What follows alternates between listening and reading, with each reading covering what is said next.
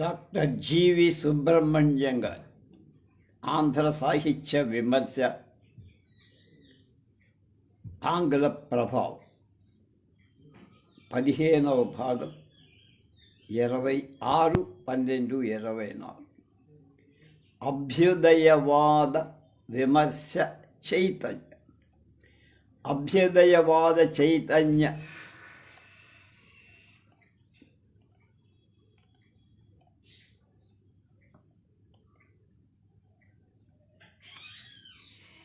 ఆంధ్ర చైతన్యాన్ని ఆధునిక ఆంధ్ర సాహిత్య విమర్శలు ప్రవర్తింపచేసిన వారిలో ప్రముఖులుగా ఆరుద్ర, రాంభట్ల కృష్ణమూర్తి, అద్దేపల్లి రామ్మోహన్ రావు, రాచమల్లు రామచంద్రారెడ్డి గారులను పేర్కొనవచ్చు. ఆరుద్ర విమర్శలో సమీక్షించబడుతున్న ప్రక్రియల యొక్క చారిత్రక పరిణామ వికాసాల గురించి వివేచించడం, అందులో మైలురాళ్లుగా కనపడే అంశాలు వ్యక్తీకరించడం, వాటి వెనక ఉండే చారిత్రక సాంఘిక పరిస్థితులను వివరించడం, సిద్ధాంత సాహిత్యాంశాలకు విలువ కట్టడం అనే ప్రవృత్తులు విశేషంగా కనపడతాయి. రాంభట్ల కృష్ణమూర్తి గారు నేటి అభ్యుదయవాద విమర్శకులలో మేధావి వర్గానికి చెందిన వారని చెప్పాలి. అటు భారతీయ తత్వ విషయాలు, అటు మార్క్సిస్టు తత్వ విషయాలు తులనాత్మకంగా చర్చించగల విమర్శక శక్తి వారికి విశేషంగా ఉంది. సిద్ధాంతపరమైన విషయాలను కానీ, చారిత్రకంగా వాటికి ఏర్పడిన పరిణామ దశల యొక్క పరిశీలన కానీ, మార్క్సిస్టు సాహిత్యంలో జరుగుతున్న ప్రయోగాల విశ్లేషణ కానీ, ఒక పరిణామ గతిని ఆశ్రయించి విస్తరించిన విధానాన్ని, అందులో ఉండే గుణ లోపాలను పేర్కొని నిగ్గుదేల్చే నిష్ఠ కానీ, తెలుగులో పారిభాషిక పదాల నిర్మాణం వారి సమీక్షల్లో ప్రస్ఫుటంగా కనపడ్డాయి.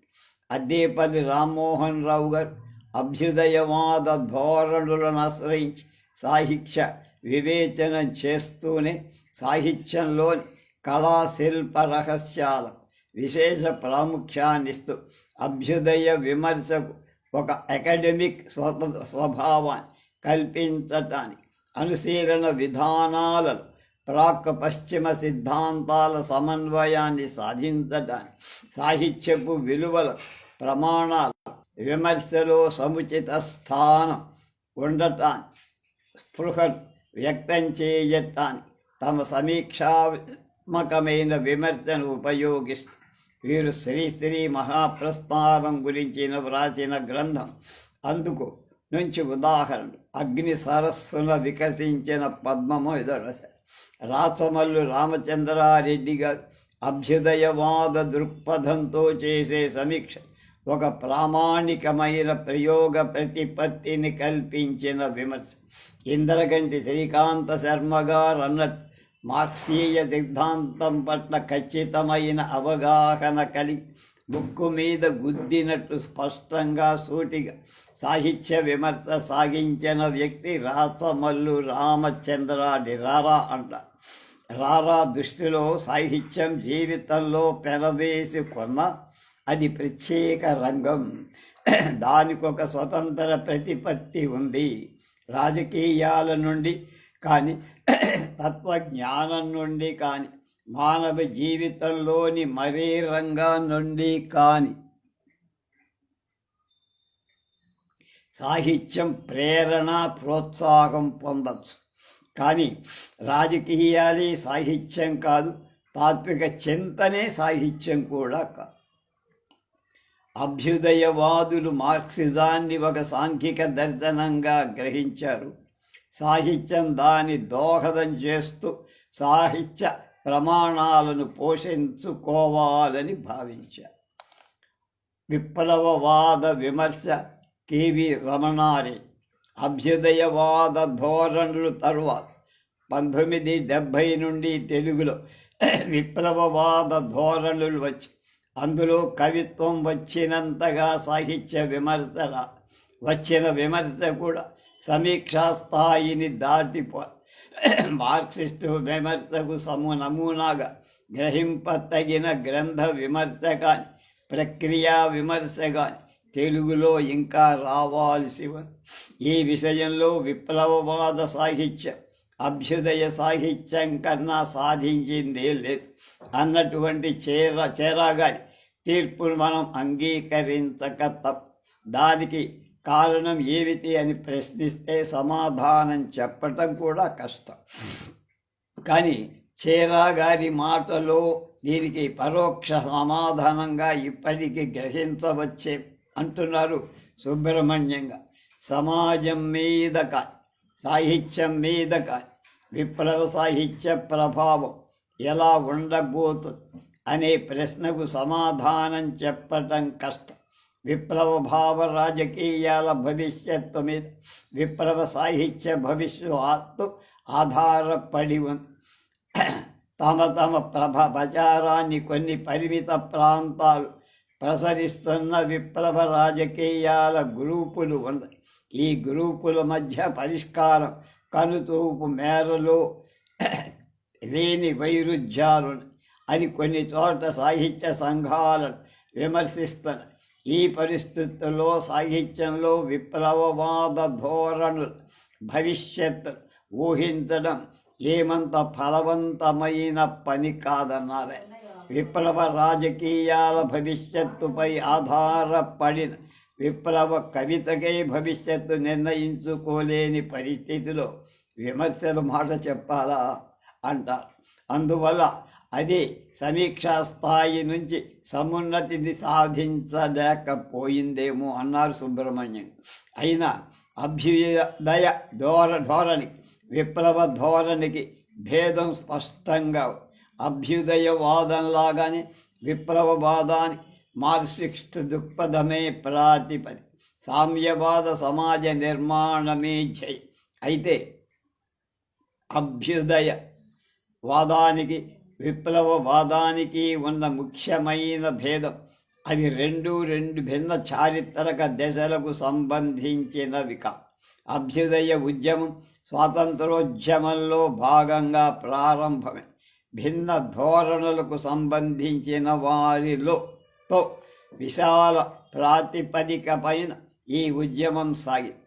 సామ్యవాద సమాజం అంతిమ లక్ష్యంగా ప్రకటించుకున్న ఆనాటి తక్షణ లక్ష్యం స్వాతంత్ర సాధన.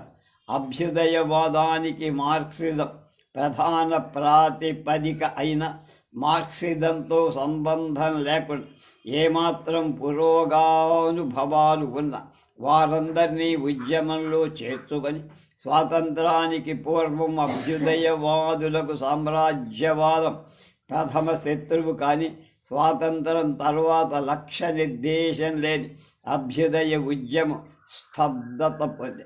విప్లవవాదం స్వాతంత్ర తరువాత 26 ఏళ్ళు స్వదేశీయుల పాలన తరువాత తలెత్తే ఇది విశాల ప్రాతిపదిక మీద ఏర్పడిన ఉద్యమం కాదు. విప్లవవాదులు భారతదేశానికి ఇంకా నిజమైన స్వాతంత్రం రాలేదని భావిస్తారు. మార్క్సిజానికి నిబద్ధమైందే విప్లవవాదం. మార్క్సిజం పైన విశ్వాసం లేని వాళ్ళు ఇందులో స్థానం లేదు. మార్క్సిజంలో అది మార్క్సిజం వారి శస్త్రం తిరోగామి భావాల సంస్కృత ఛాయలు రేఖామాత్రంగా కూడా లేకుండా నిర్మూలించడమే విప్లవ సాహిత్య ధ్యేయం. సంస్కరణవాదానికి అందులో తావు అనేది లేదు. విప్లవవాదం ప్రధాన శత్రువు ప్రస్తుత పాలకులు. సాయుధ పోరాటం ద్వారానే సామ్యవాద వ్యవస్థ సాధ్యమని వారి విశ్వాసం. శ్రామిక వర్గ విముక్తి కోసం వారి పోరాటం. ప్రపంచ కమ్యూనిస్టు ఉద్యమాలలో వచ్చిన మార్పులు కూడా అభ్యుదయ విప్లవవాదాల మధ్య గల భేదానికి ప్రధాన కారణాలు ఒకటి. తెలుగుదేశంలో విప్లవ రచయితల సంఘంలో బాధ్యతాయుతమైన పదవిని నిర్వహిస్తున్నట్లుగాని విప్లవ విమర్శలో కూడా వీరి శంఖాన్ని కర్తవ్యంగా పూరిస్తున్న విమర్శకుడు కెవి రమణారెడ్డి గారు. వీరు సంప్రదాయాన్ని నిరసిస్తూ రచన చేస్తున్నప్పుడు వారి విమర్శ విరయతాండవం చేస్తుంది. సంప్రదాయం మొండి శిఖడి, తల ప్రాణం తోకకి, తోక ప్రాణం తలకి వస్తూ పోతూ ఉంటుంది. అది శిష్టం, పండితైక నిష్ట. కాపింగులతో, పిలక డాక్టరేట్లతో, విరాట్ పురుషలీల యూనివర్సిటీల అకాడమిక్ డుబుకు ఢమరుకాలు, గమకాల ఉదాత్త అనుదాత్త స్వరాల మేళలాంటిగా ఇవన్నీ అత్యాధునిక ఆభాస. అలా సాగుతుంది వీరి విమర్శ. విప్లవవాదం మీద వచ్చే విమర్శలను ఎదుర్కోవటం వారికి నిబద్ధత ఇచ్చిన బాధ్యత. నినాదాలమయమని, రాజకీయ పరాయణమని విప్లవ సాహిత్యం గురించి ఎన్నెన్నో విమర్శలు, అన్నీ కువిమర్శలే అనను, కానీ చాలా భాగం నిరాధారం అని విప్లవ దృక్పథాన్ని వివరించే వివేచన చేస్తారు వారి సమీక్ష. విప్లవం అంటే వారికి అనేక ఆవేశం ఎక్కువ, సంప్రదాయం అంటే ఆగ్రహము ఎక్కువ. అది ఆయన దోషం కాదు, వాద దోషం. మార్క్సిస్టు విమర్శలు ప్రామాణికమైన అనువర్తిత విమర్శ వెలయింపగల సామర్థ్యం రమణారెడ్డి గారికి ఉంది. ఆవేశాన్ని, అధిక్షేపాన్ని, ఆగ్రహాన్ని వదలి వారి విమర్శ సంయమనంతో కూడుకొని ఆలోచన, సాహిత్య అనుశీలనానికో సమన్వయానికో పూనుకుంటే మార్క్సిస్టు విమర్శ తెలుగులో ఎంతో భావిస్తారు. వారు ఇదివరలో వ్రాసిన మహోదయం, కవి కోకిల వంటి విమర్శ గ్రంథాలు చదివినవాడు ఆయన ఉత్తమ విమర్శకుడని అలవోకగా అనుకుంటారు. డాక్టర్ చేకూరి రామారావు అన్నట్టు కెవి రమణారెడ్డి గారు తమ గ్రంథాలను రాసిన, ఇతరుల గ్రంథాలకు రాసిన వారి పీఠికలు మామూలు పీఠికలు కావు. అవి సాహిత్య విమర్శలు. శ్రీశ్రీ సాహిత్యం మీద సమగ్ర పరిశీలనం చెయ్యగల అధికారం ఉన్న ఒకరిద్దరు ప్రముఖులలో కెవి రమణారెడ్డి ఒకరు. విప్లవ రచయితల సంఘం సభ్యులు కవితా ప్రయోగాలే కాక సాహిత్య సమీక్షలు కూడా చేస్తారు. వీరి సమీక్షలు ఇంకా అనుశీలనాత్మక స్థాయి అందుకో. మార్క్సిస్టు విమర్శకులలో డాక్టర్ చేకూరి రామారావు గారిని ప్రత్యేకంగా చెప్పాలి. వీరిది ఆవేశ ప్రవృత్తి కాదు, ఆలోచనా ప్రవృత్తి.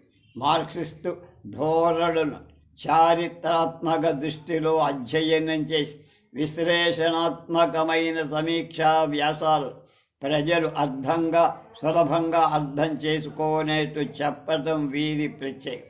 మార్క్సిస్టు సాహిత్య చరిత్ర నిర్మాణానికి తగిన ముడి సరుకును వీరు పోగు చేసి పెడతారు. నిష్ఠూరంగా కాకుండా నిర్మోహమాటంగా చెప్పటం వీరి విమర్శకు లక్ష్యం. చెప్పే మాటలో చిత్తశుద్ధి కూడా కనపడుతుంది. వివాదాస్పదమైన గతి తార్కిక సాహిత్య భౌతికవాదం అనే కొత్త పద్ధతి త్రిపురనేని మధుసూదన్ రావు ప్రవేశపెట్టారు. మధుసూదన్ రావు, శేషేంద్ర శర్మ, ఆర్ఎస్ సుదర్శనం వంటి వారి విమర్శల మీద గట్టి ముట్టడే చేశారు. కానీ మధుసూదన్ రావు కత్తి ముక్కుకు సూటిగా పోతుంది. ఏది అడ్డం వస్తే దాన్ని నదికి పారేస్తానడు. అడ్డమే రానక్కల పక్కగా వచ్చినా చాలు. అందుకు ఆయన రారా సారస్వత వివేచన మీద చేసిన విమర్శానికి ఉదాహరణ.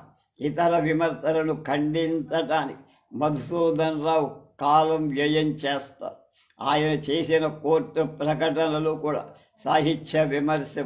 అలా వాస్తవాలను చెప్పే ధోరణి రామారావు గారి అన్నట్టు విప్లవవాద ధోరణిలో సాగిన విమర్శ సమీక్ష స్థాయిలోనే ఉంది. దాని భవిష్యత్తు నిర్ణయించటం కష్టం.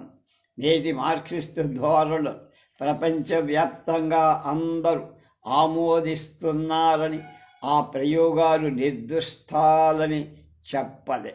ఈ క్రింది అభిప్రాయాలు ఈ విషయాన్ని కొంతవరకైనా వ్యక్తీకరిస్తాయి. ఒకటి, Marxism never answers the question of the degree of dependence of in literature on society. There is great literature which has little or no social relevance. Social literature is only one kind of literature and is not central in the theory of literature, unless one holds the view that literature is primarily an intimation of life as it is and of social life in particular, but literature no substitute for sociology or politics. It has its own justification and Ron Wallet and Austin Warren అనే వాళ్ళిద్దరూ కూడా రాసిన మాట. కొందరు Marxist విమర్శకుల చేతుల్లో ఈ పద్ధతి ఒక పిడివాదంగా మారిపోవటం విచారం. వీరు వస్తువునే కాదు, రూపానికి విలువ లేదనే వరకు పోతారు. శిల్పం, ప్రయోగశీలత, ఎస్థెటిక్ వాల్యూ మొదలైన అంశాలు దాదాపు తిరస్కరిస్తుంది. ఇవి మతంగా కనిపించిన వాటికి బూర్జువా లక్షణాలుగా వర్ణించి అవహేళన చేస్తున్నారు. తాను కేంద్ర బిందువుగా ఉంటూ ఇతర విమర్శనా పద్ధతిలోని మంచి లక్షణాలు అవగతం వచ్చినప్పుడు స్వీకరించగల విశాల తత్వం మార్క్సిస్టు విమర్శకు ఉందన్న విషయాన్ని వీళ్ళు మర్చిపోతున్నారు. ఇది ఏ సాహిత్యంలో కానీ ఏ యుగంలో కానీ హర్షింపదగ్గ పరిణామం కాదని మనవి చేస్తున్నానని వల్లంపాటి వెంకట సుబ్బయ్య గారు అన్నారు. కవిసేన మేనిఫెస్టో విమర్శలో కొత్త మలుపు. గుంటూరు శేషేంద్ర సార్. సమకాలీన సాహిత్య విమర్శ వస్తు దృష్టి నుండి భావదృష్టి వైపు ప్రవహించాలని, కావ్యానుశీలన సాహిత్యేతర ప్రమాణాలలో కాదు సాహిత్య ప్రమాణాలనే ప్రధానంగా గ్రహించి సాగాలని, కవితో పాటు విమర్శకుడికి సాహిత్య దర్శనం ఉండాలని, పాశ్చాత్య విమర్శ దృక్పథాల సమన్వయశీలంతో సాహిత్య విమర్శ విశ్వజనీన ప్రవృత్తిని ప్రకటించాలని, విమర్శ లోకంలో ఒక నూతన చైతన్యం ప్రభవించి 10 ఏళ్లకు పైగా భారతీయ విమర్శకులలో ఇటువంటి చైతన్యం ప్రస్ఫుటంగా కనపడుతూ వచ్చి దానినంతా తెలుగు సాహిత్య రంగం శక్తివంతమైన విమర్శోద్యమంగా స్థాపించటానికి ఉద్యమ స్ఫూర్తితో వెలువడింది గుంటూరు శేషేంద్ర శర్మ గారి కవిసేన మేనిఫెస్టో 1970. ఇది నిజంగా విమర్శతో ఒక కొత్త మలుపు తెచ్చిందంటున్నారు జీవి సుబ్రహ్మణ్యం. విశ్వజనీన దృక్పథం దర్శన్ 1965 మైసూర్ విశ్వవిద్యాలయం వారు literary criticism, European and Indian tradition అనే అంశం మీద ఒక చర్చా గోష్ఠి జరిపి ఇందులో పాల్గొన్న విమర్శకుల వ్యాసాలు ఒక సంపుటిగా ప్రకటించారు. ఈ గ్రంథం సమకాలీన భారతీయ సాహిత్య విమర్శలు ప్రవర్తిల్లుతున్న ధోరణులను గురించి కొన్ని విలువైన సమీక్షలను సాధించింది. కవిసేన మేనిఫెస్టో విమర్శ ఉద్యమాన్ని అవగాహన చేసుకోవటానికి ఈ సమీక్షలు కొన్ని పూర్వరంగంగా పనికొస్తాయి. నరేష్ గుహ సాహిత్య విమర్శకు తప్పకుండా సాహిత్య సిద్ధాంత దర్శనం మూల శక్తిగా ఉండాలని భావించారు. ఆ దృష్టితో ఆధునిక విమర్శ ధోరణులు కొన్ని సాహిత్యపు విలువలను నిర్ధారించడంలో ఎలా విఫలమయ్యిందో వివేచన చేశారు. మత్సుకు ఈ మాటలు చాలు. Marxist criticism, for example, explores the social and ideological implication of a work of art, and though it swears by realism and truth, never asks that reality and truly is the nature of literature. Criticism without a theory of literature is not much rewarding. Psychological criticism also occupies itself with peripheral questions, with functioning for the sub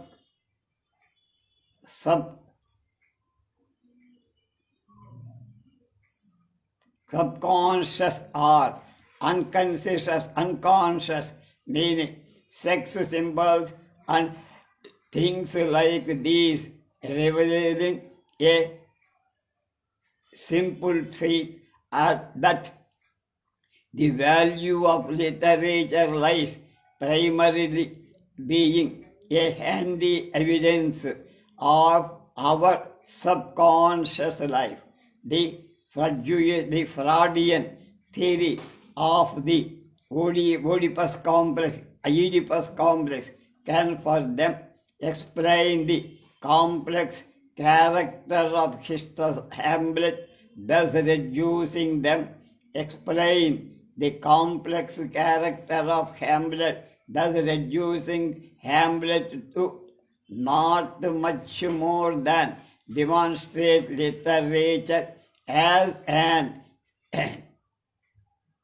unexpected conveyor for myths and primordial images or archetypal patterns. Nobody should question the importance it is own way of the discovery of the subconscious or unconscious of man's mind as a storehouse of the inherited images of the Divine Father, rebirth, descent into hell, or the sacrificial death of God, and of the discovery that these archetypes are these organizing principles of any meaningful work of literature. But this must not be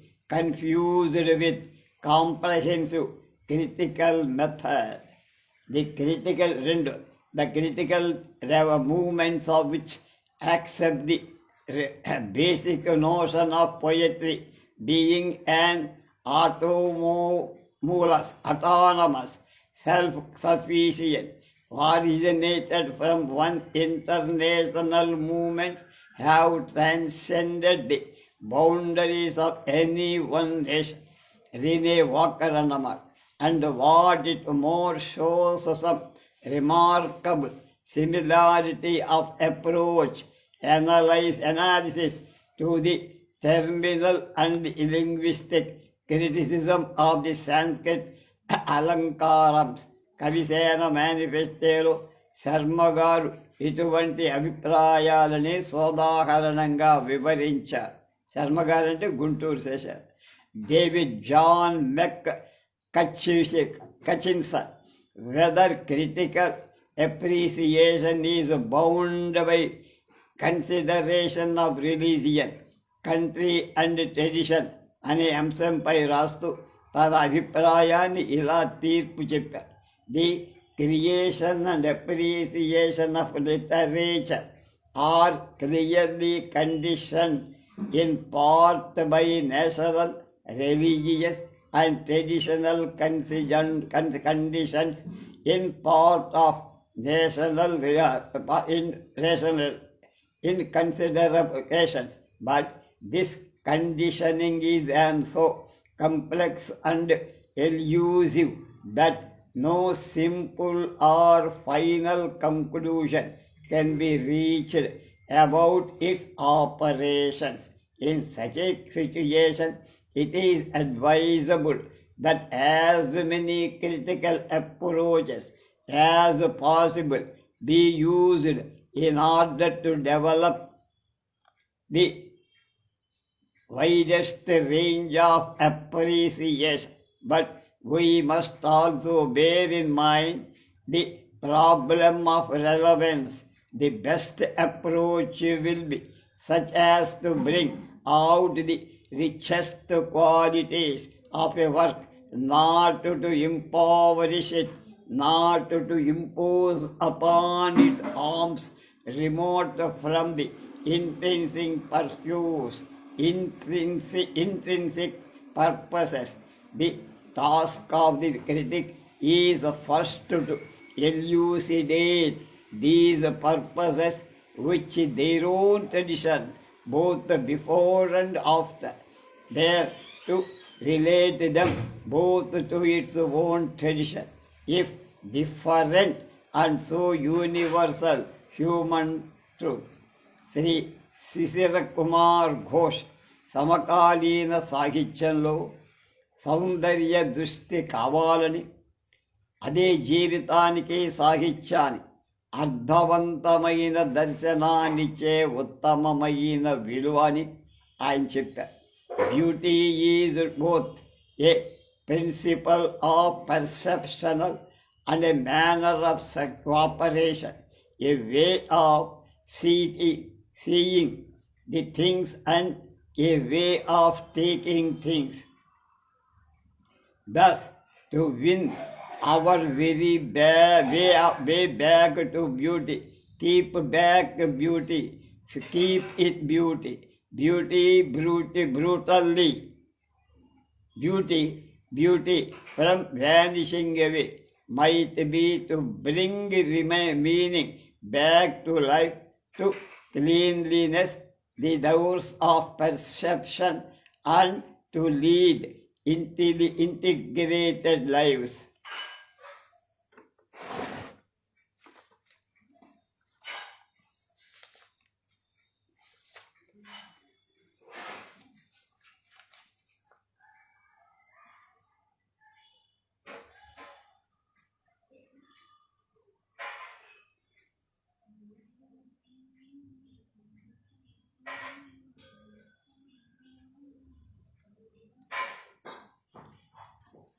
కవికి విశ్వజనీనమైన దర్శనం ఉండాలని, విమర్శకుడి దాన్ని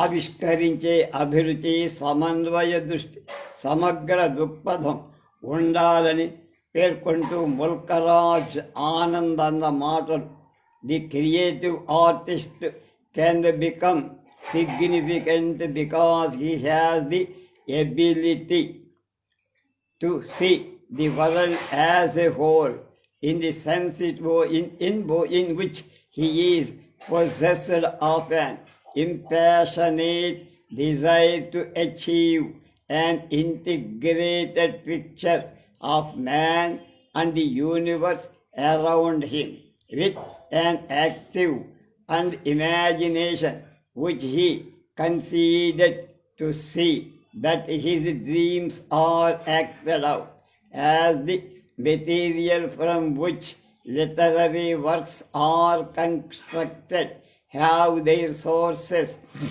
in the experiences of the writer, and as those experiences are mostly immediate and focal, the creative man has to have the insight into which part of the experience is significant for that which would and can be raised from the social local sense to the sense of universal, that is to say, through to human situation in the immediate environment, and become possessed of the values which have meaning to mankind. 2. The critic He is aware of the music in the soul of the artist. At any rate, the critic is more prophetic than the little circle than critic of the magazines who seldom, at least almost with the regular world of the writers, but cars at him from the point of view of his own pet political or social ideas or falsely fashionable theories or individual prejudices. Instead, in fact, the application of universal standards of criticism would need a more complete equal between the comprehensive human awareness of the creative artist and that of the critic. It is equation. If this equation can be attained to any extent, then felt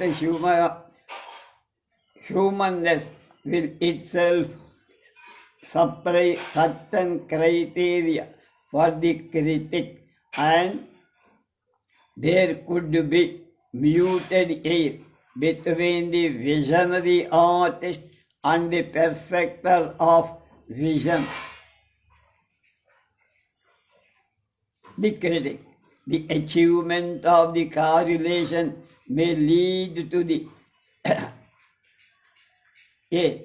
ఎడంబరేషన్ of a new criticism.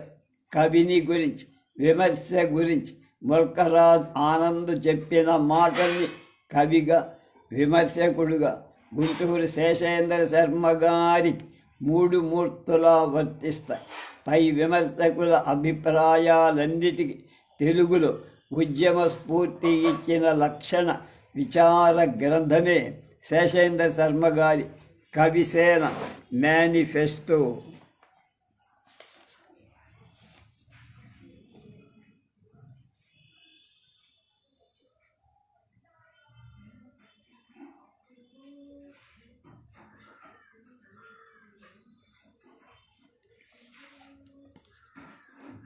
విప్లవ రచయితల సంఘం స్థాపింపబడి తెలుగు సాహిత్యం మీద, విమర్శ విధానం మీద తన ప్రభావాన్ని ప్రచరించిన నాటి నుండి కవిత్వ రంగంలో, విమర్శ రంగంలో పై విమర్శకులు ప్రతిపాదించిన సాహిత్యపు విలువ కొన్ని అస్థి నాస్తి ఉన్నాయా లేవు అనే విచికిత్సకు పాత్రమై కవితకు, విమర్శకు మౌలికమైన సాహిత్య దర్శనం ఉండాలి అన్న స్పృహ కంటే సాంఘిక రాజకీయ స్పృహ ఉండాలనే ప్రవృత్తి వ్యాపించింది.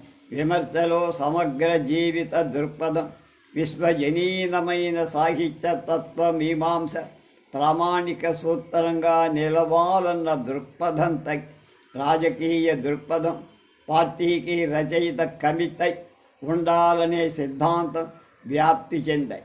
శిల్ప దృష్టి కంటే వస్తు దృష్టి ప్రాధాన్యం పొంది సామాన్య మానవుడు మాట్లాడే నిత్య వ్యవహార భాషే సాహిత్య భాషగా ఉండాలని అభిప్రాయం ప్రబలి ఉదాత్త సాహిత్యాధ్యయనం మీద ఉదాసీనతతో వ్యతిరేక భావం పెచ్చుపెరి సాహిత్యం ఆత్మకళ నుండి పుడుతుందని భావం తృణీకరించబడటం ప్రారంభమై సౌందర్య ఉపాసనం వైయక్తికమైన అనుభవంగా, భావాభివ్యక్తిగా భావింపబడి రాజకీయ దృక్పథంతో వ్యాఖ్యానింపబడి సామాజిక స్పృహను సంవదించుకున్న కవితగా చలామణి కావటం మొదలై సాహిత్యంలో పూర్వాపర సంప్రదాయ సమన్వయ దృక్పథం ఉంటుందన్న భావం విమర్శలో లోపించటం మొదలై విశ్వమానవ సత్యాన్వేషణ దృష్టి పోయి ఆ పరిస్థితుల్లో సాహిత్యంలో విశ్వమానవ స్వభావం ప్రతిబింబిస్తుందని కాలావరణ అతీతమైన అనుభవ శక్తి ఉంది.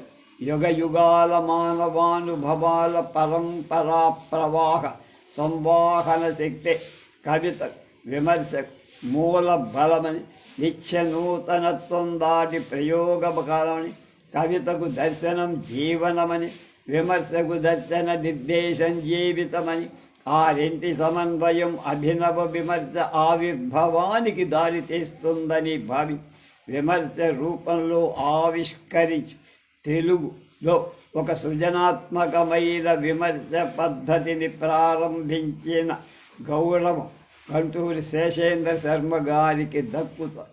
కవిసేన మేనిఫెస్టోలో ప్రతిపాదించిన సాహిత్య విమర్శ దృక్పథం కొత్తగా ఏ పాశ్చాత్య ఉద్యమాన్నో తెలుగులో దింపటానికి యత్నం చెయ్యల.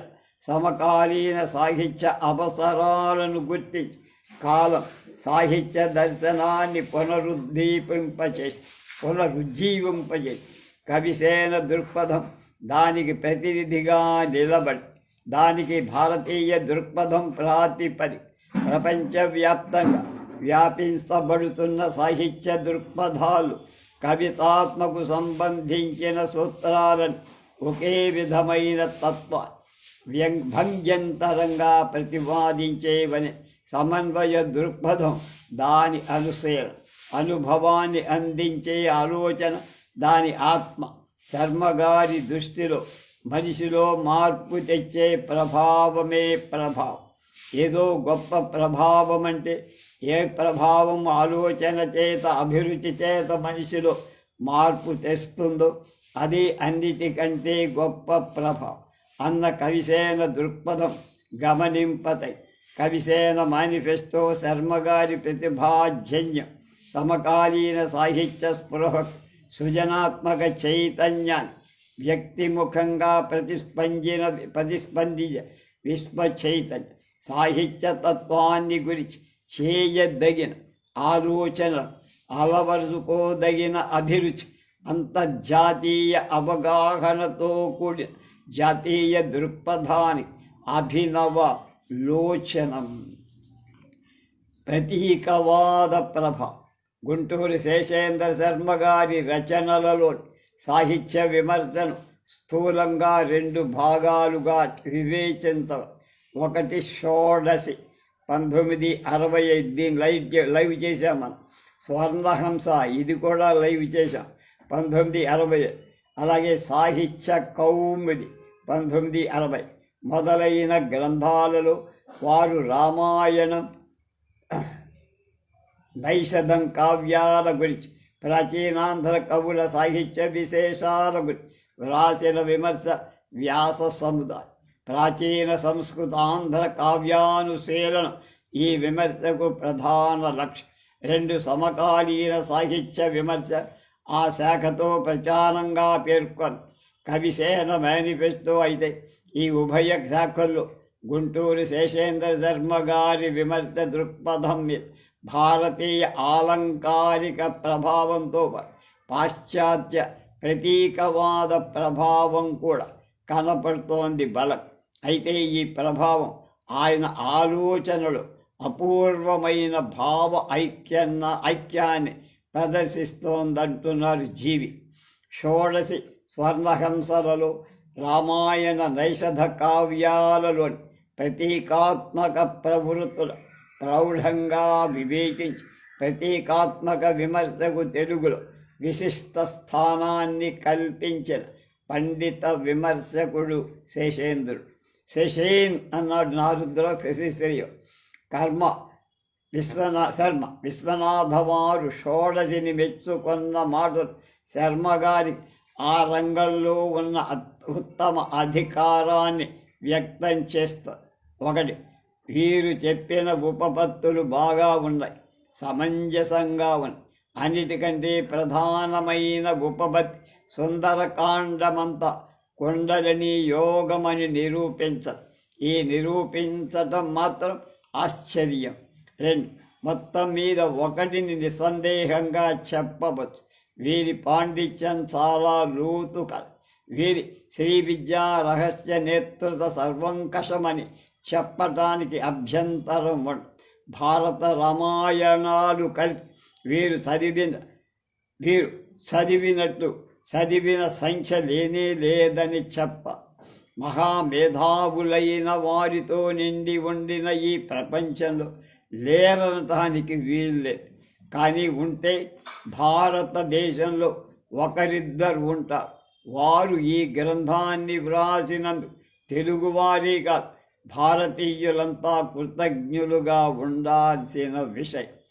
స్వర్ణహంసలో శర్మగారి ప్రతీకాత్మక విమర్శ, పండిత విమర్శతో సాగిస్తూ చేసిన వ్యాఖ్యలు విలువైన.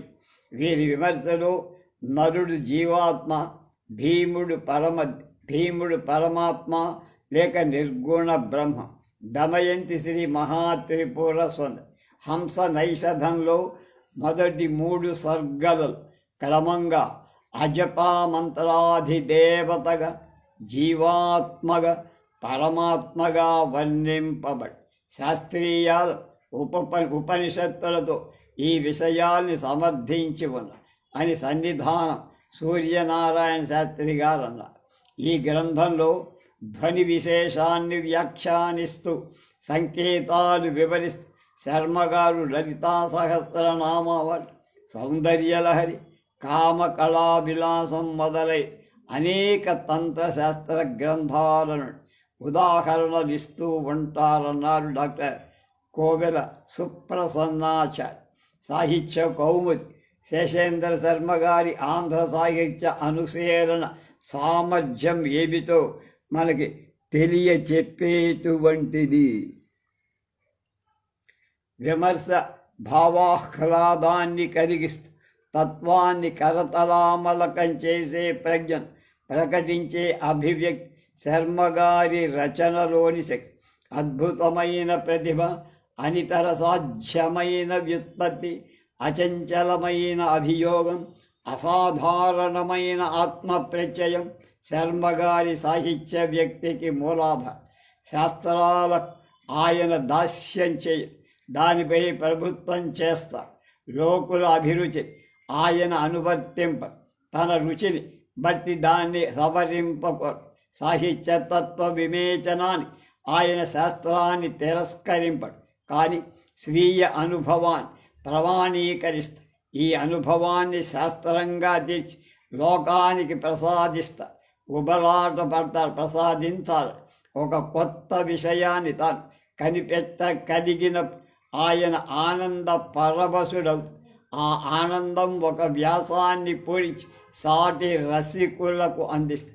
ఆ పారవశ్యంలో వెలువరించిన వాక్యాలు కొన్ని ప్రసిద్ధ కవి పండితులు ధిక్కరించినట్టు భావిస్తుంది. యథార్థానికి ఈ ధిక్కారారవ ఆత్మవిశ్వాస వ్యంజకాలే.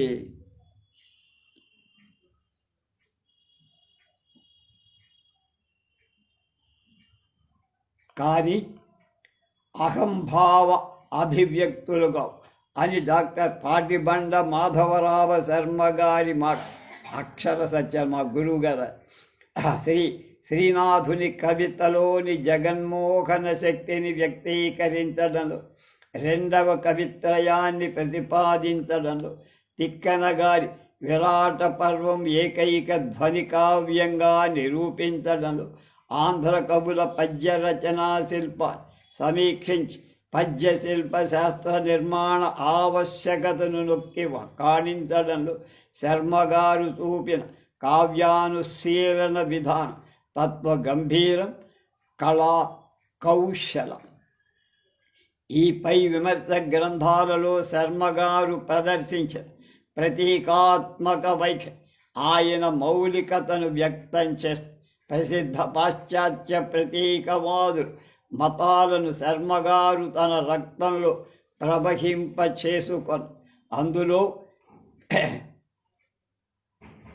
చారీస్ బ్యూటిఫైర్ అంటే ఆయనకు అత్యంత అభిమానం.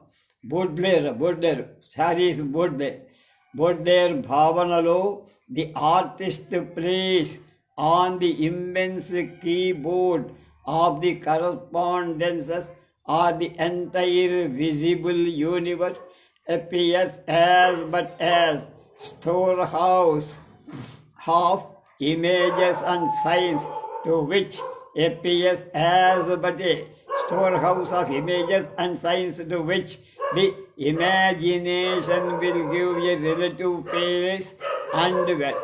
It is a sort of postulate with which the imagination must digest and transform. Seshendra Sharma గారు అలాగే భావిస్తారు. అలాగే ఫ్రెంచ్ ప్రతీకవాద ప్రవక్త మలార్మే, స్టీఫెన్ మలార్మే అంటే శర్మ గారు అభిమానిస్తారు.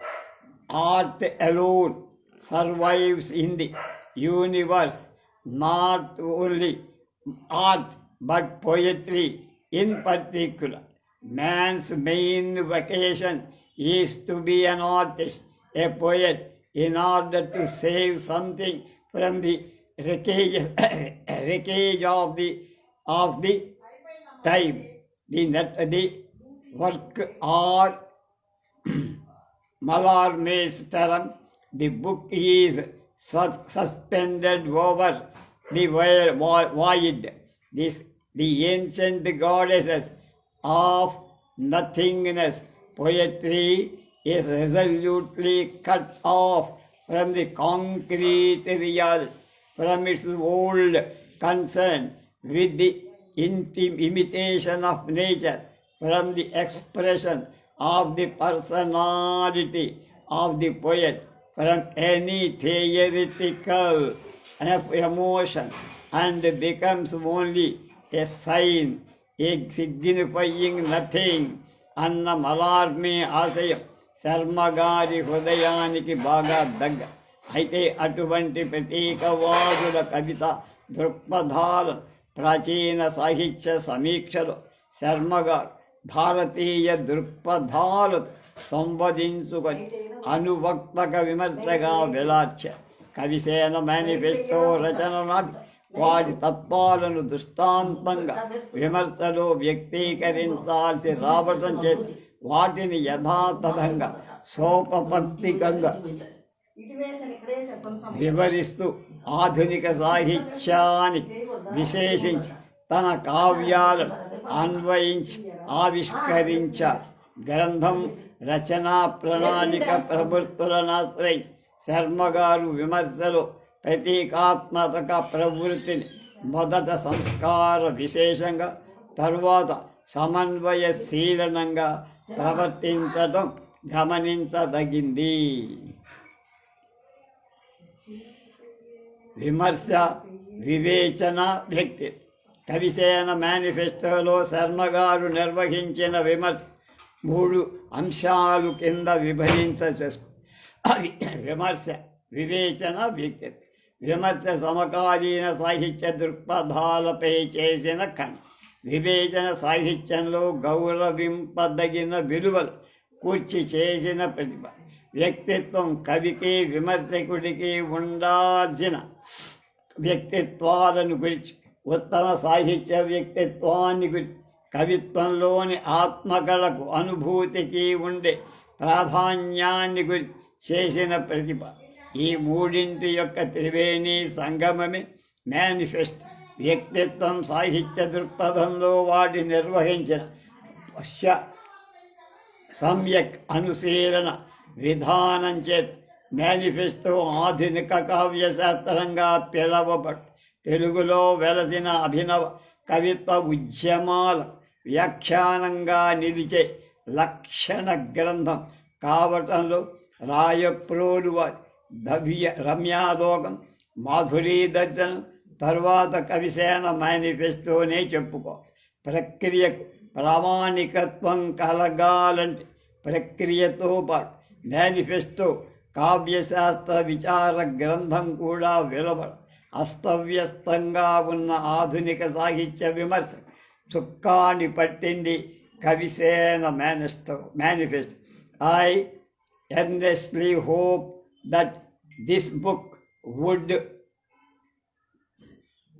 stand as a landmark of poetics.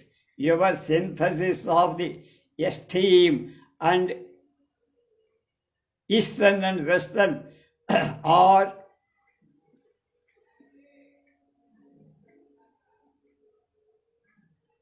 critics are on form, content and function in reality commendable.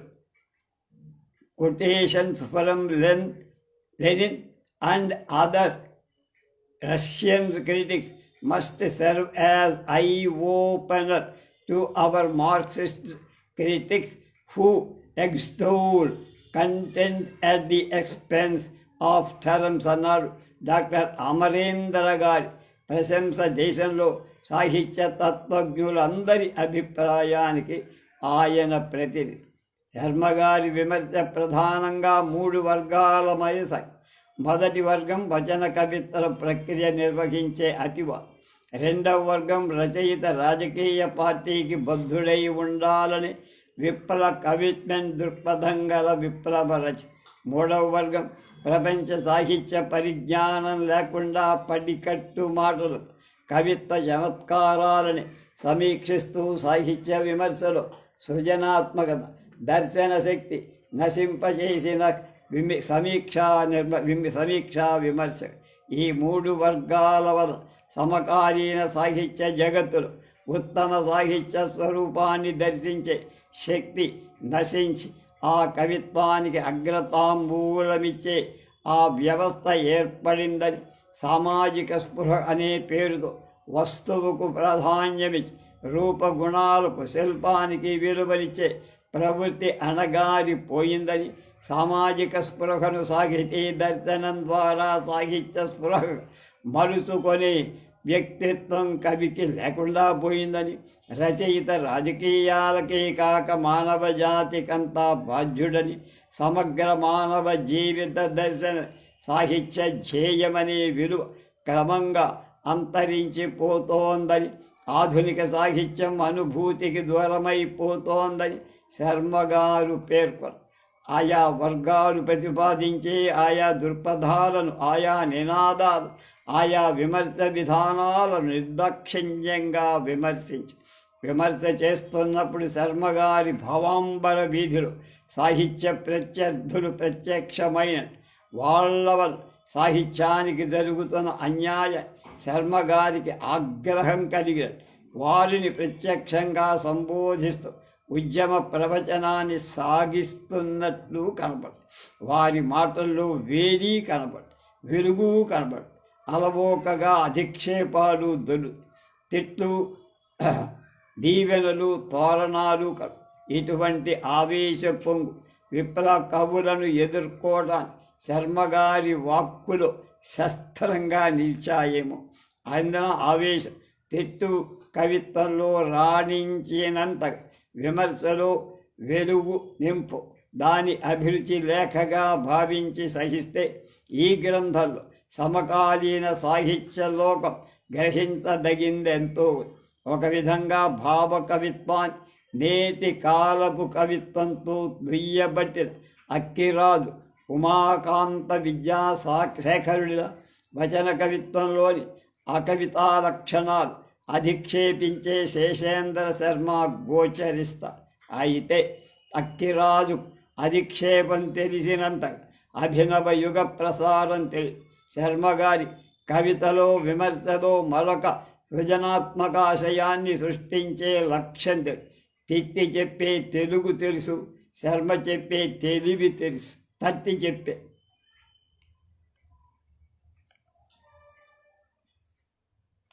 మిగతా విషయాలు రేపు.